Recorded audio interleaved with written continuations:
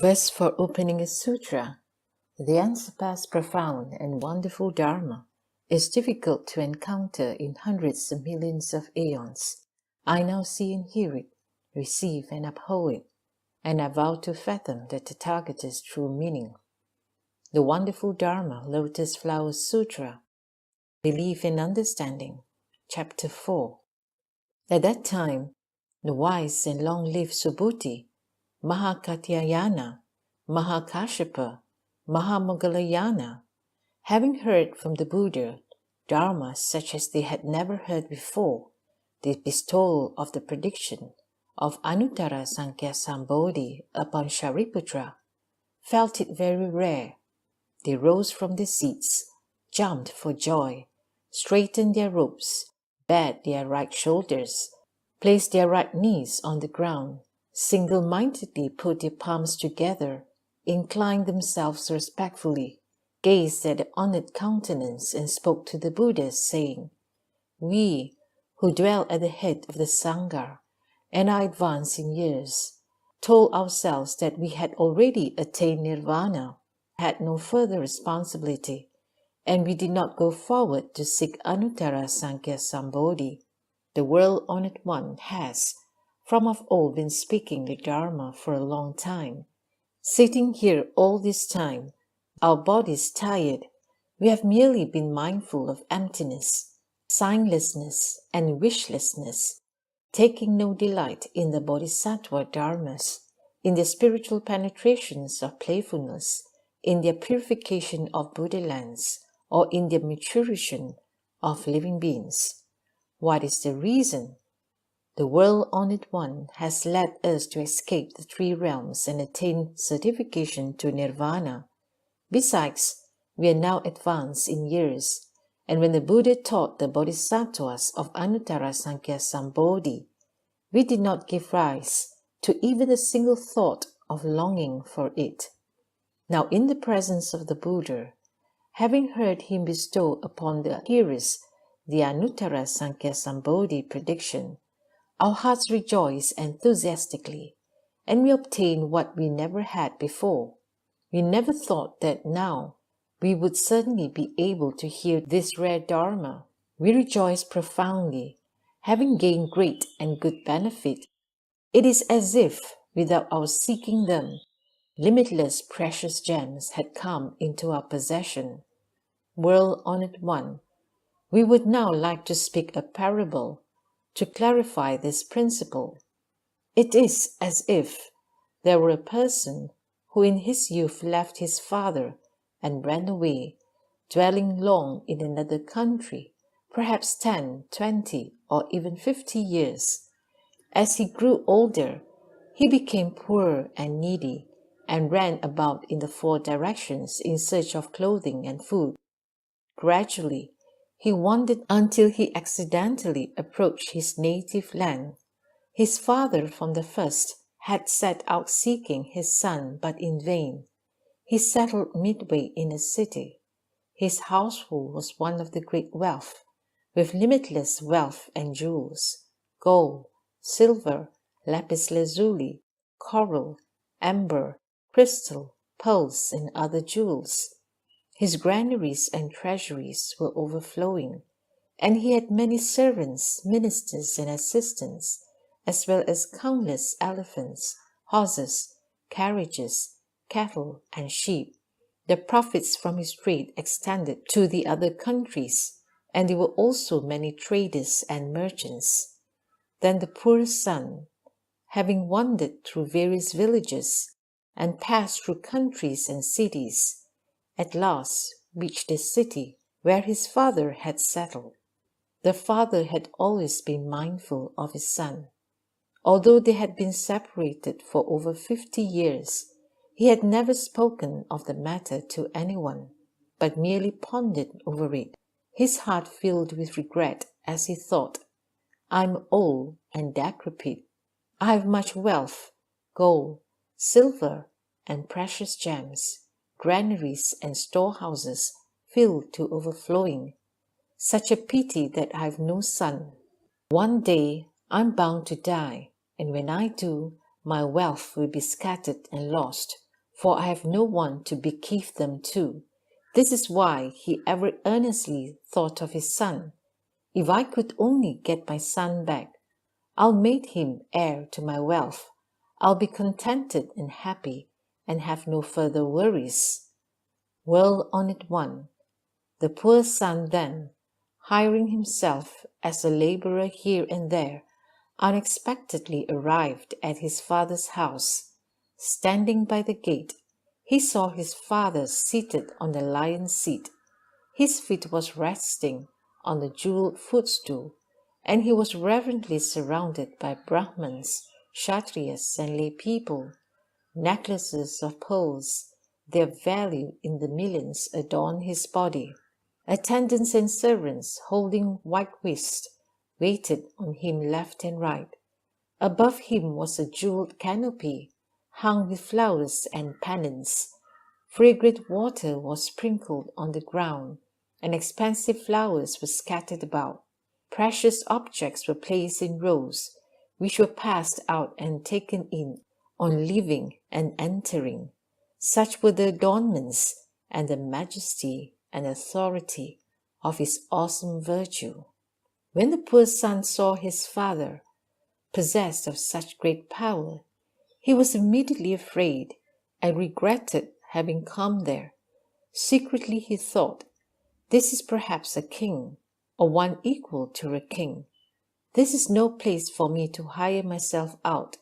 I'll better go to a poor village where there'll be room for me to work and where I can easily obtain clothing and food. If I stay here any longer, I may be forced to work." And with this thought, he quickly ran off. Then a wealthy elder, seated on the lion's seat, seeing his son, recognized him, and his heart rejoiced greatly as he thought, "I now have someone to whom I can bequeath my wealth and treasuries. I'm constantly been mindful of my son, but had no way of seeing him. Then all of a sudden he came onto his own, and my wish has been fulfilled. Although I am old and decrepit, I still longed for him with regret." He then sent attendants to follow him and bring him back. Thereupon the servants quickly apprehended him. The poor son in alarm shouted in resentment, "I've committed no offense. Why have I been seized?" The servants, with even greater haste, grabbed him and dragged him back. The poor son thought to himself, "I am blameless and yet have been imprisoned. This surely means that I will die." And even more frightened, he fainted and fell to the ground. The father saw his son from afar and said to the servant, "I do not need this person. Do not force him to come along. Sprinkle cold water on his face to bring him to, but do not speak further with him." Why was this?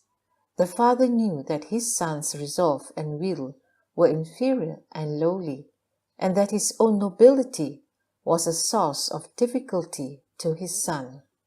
Therefore, although he was certain that this was his son, he expediently refrained from telling anyone, "This is my son."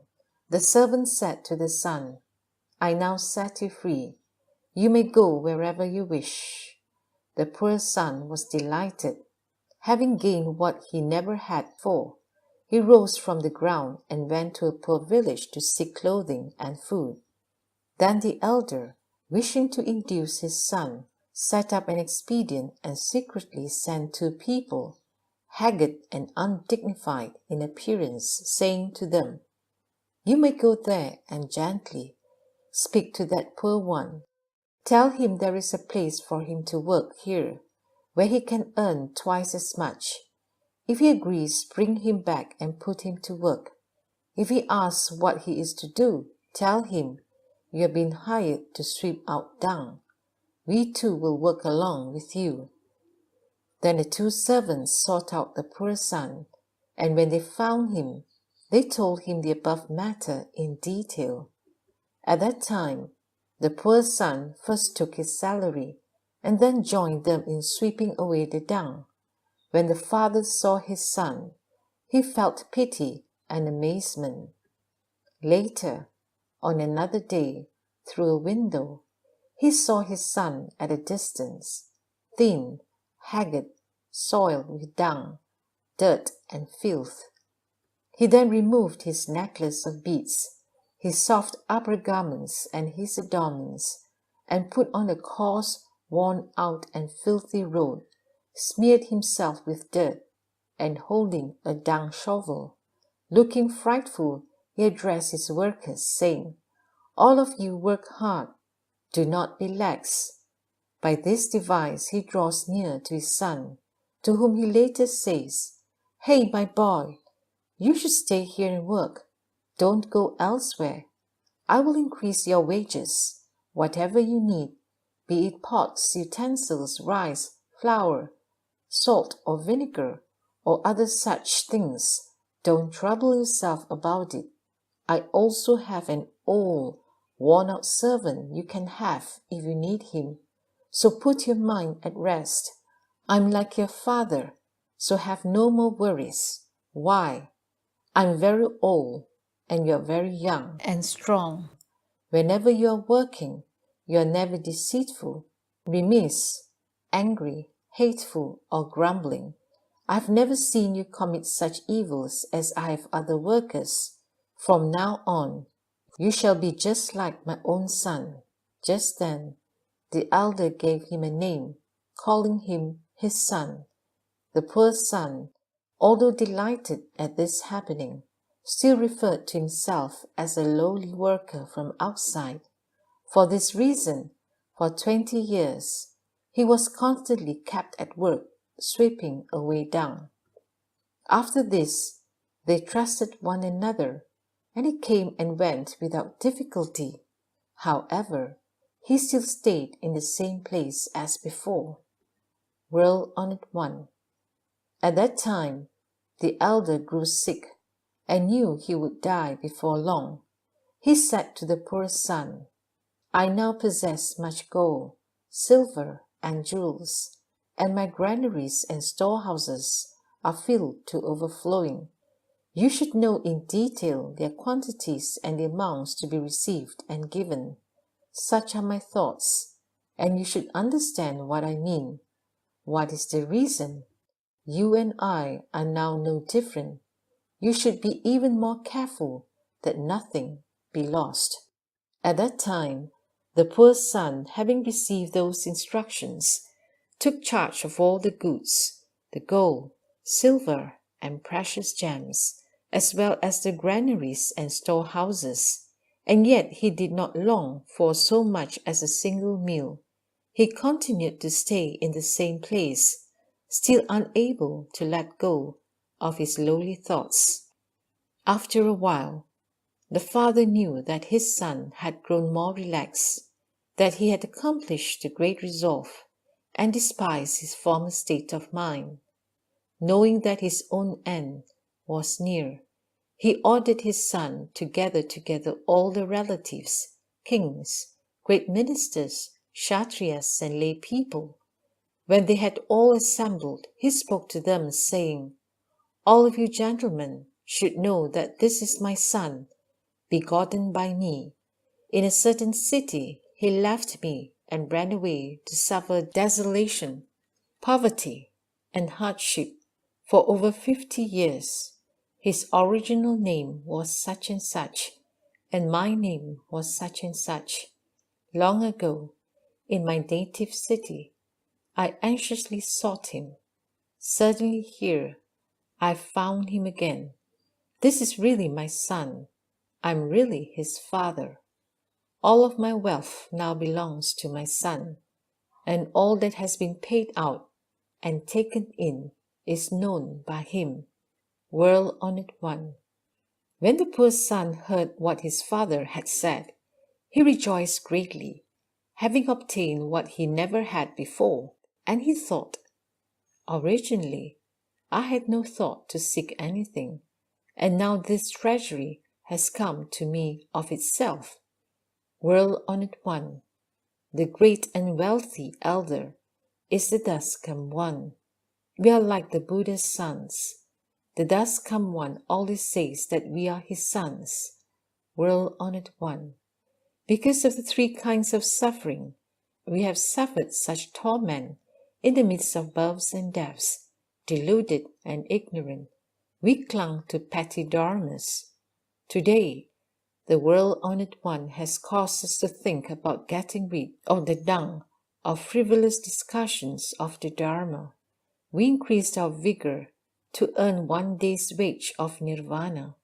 Having attained this, our hearts rejoiced greatly, and we were content, saying to ourselves that through our diligence and vigor, what we had gained in the Buddha Dharma was plentiful.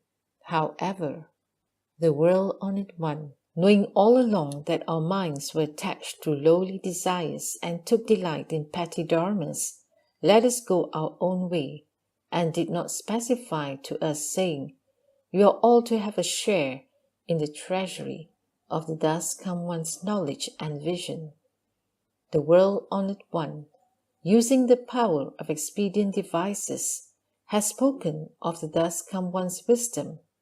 Having gained from the Buddha the one day's wage of nirvana, we took it to be a great attainment. We had no ambition to seek the great vehicle. Besides, the wisdom of the Thus Come One had been set forth for the sake of the bodhisattvas, and so we had no expectations regarding it.